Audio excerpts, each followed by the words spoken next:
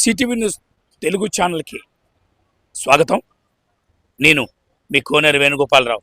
భారతదేశం ప్రతి సంవత్సరం జనవరి 26న అనగా ఈరోజు గణతంత్ర దినోత్సవాన్ని అత్యంత గౌరవంతో జరుపుకుంటుంది. ఈరోజు భారతదేశపు చరిత్రలో కీలకమైన మైలురాయిగా నిలుస్తుంది. 1950 జనవరి 26న భారత రాజ్యాంగం అధికారికంగా అమల్లోకి రావడంతో దేశం సంపూర్ణ గణతంత్ర రాజ్యంగా అవతరించింది.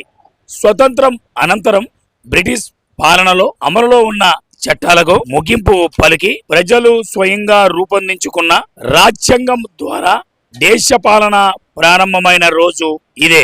గణతంత్ర దినోత్సవం భారత ప్రజాస్వామ్య వ్యవస్థకు ప్రతీక. ఈ రోజుతో దేశ ఆధిపత్యం ప్రజా చేతుల్లోకి వచ్చింది. రాజు లేదా విదేశీ శక్తుల ఆధిపత్యం లేకుండా ప్రజలు ఎన్నుకున్న ప్రతినిధుల ద్వారా పాలన సాగించే వ్యవస్థ అమలులోకి వచ్చింది. రాజ్యాంగం ప్రతి పౌరుడికి సమాన హక్కులు, స్వేచ్ఛ, న్యాయము, గౌరవాన్ని హామీ ఇస్తూ దేశాన్ని ముందుకు నడిపించే మార్గదర్శకంగా నిలుస్తుంది.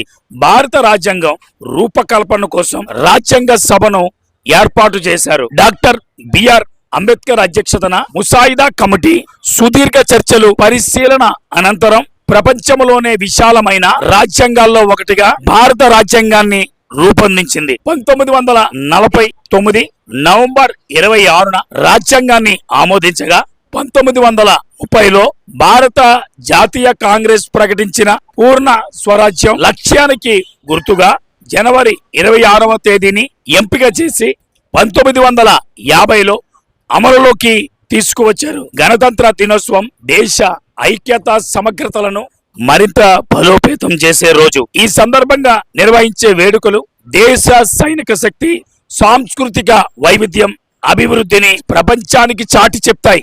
రాజ్యాంగ విలువలను కాపాడుతూ దేశ అభివృద్ధికి ప్రతి పౌరుడు బాధ్యతతో వ్యవహరించాలనే సందేశాన్ని ఈ రోజు అందిస్తుంది. సంక్షిప్తంగా చెప్పాలంటే గణతంత్ర దినోత్సవం భారత రాజ్యాంగ గౌరవానికి, ప్రజల పాలనకు, ప్రజాస్వామ్య విలువలకు ప్రతీకగా నిలిచే అత్యంత ముఖ్యమైన జాతీయ పండగ.